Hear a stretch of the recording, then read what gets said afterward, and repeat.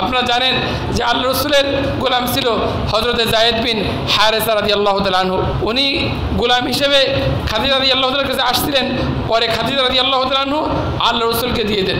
এরপরে আল্লাহ রসুল এত সুন্দর এবং উত্তম আচরণ ওই জায়েদ বিন হারেসার সাথে করেন এবং তাকে মুক্ত করে দেন যে জায়েদ বিন হারেসার পিতা এবং চাচা জায়েদ বিন হারেসাকে নিতে আসছে।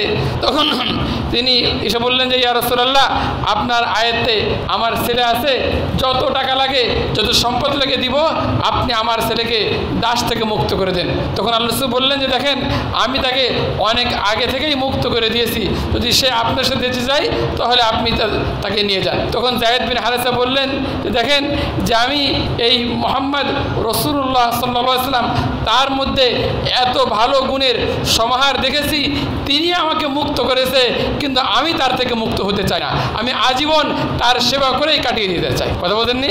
তাহলে দেখেন যে আল্লাহ রসুল এটা শুধুমাত্র ওই বক্তৃতা বিবৃতি আর কথার মাধ্যমে ক্ষান্ত করেননি, বরং আল্লাহ রসুল সাল্লাল্লাহু আলাইহি ওয়াসাল্লাম এটা করে দেখিয়েছেন যে তার আয়াতে যে দাস ছিল তিনি দাসকে মুক্ত করেছেন, কিন্তু দাসের বক্তব্য আল্লাহ রসুল আমাকে মুক্ত করলেও আমি আল্লাহ রসুল থেকে মুক্ত হইনি।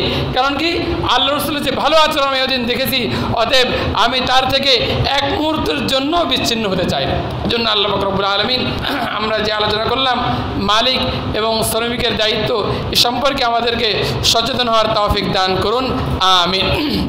সর্বশেষ একটা কথা বলেই শেষ করে দিচ্ছি, সেটা হচ্ছে যে প্রচণ্ড তাপ চলছে, এই তাপের মধ্যে আমাদের করণীয় কি? কোরআনে পাকেই আছে সূরা নূহতে যে আল্লাহ পাক রব্বুল আলামিন বলতেছেন ইস্তাগফিরু রাব্বাকুম ইন্নাহু কানা গফফারা, যে তোমরা তোমাদের প্রভুর কাছে ক্ষমা চাও, তিনি মহা ক্ষমাশীল। এরপরে কি বলতেছেন?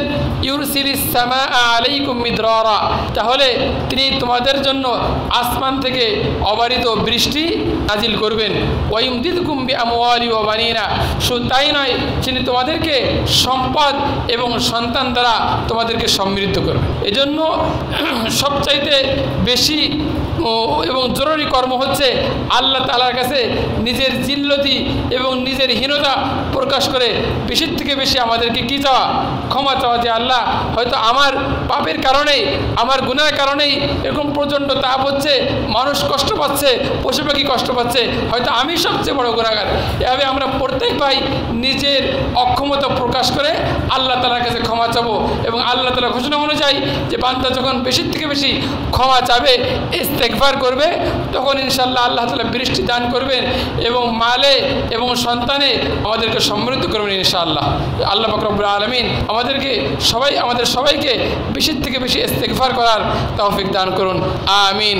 ওয়া আখিরু দাওয়ানা আনিল হামদুলিল্লাহি রাব্বিল আলামিন।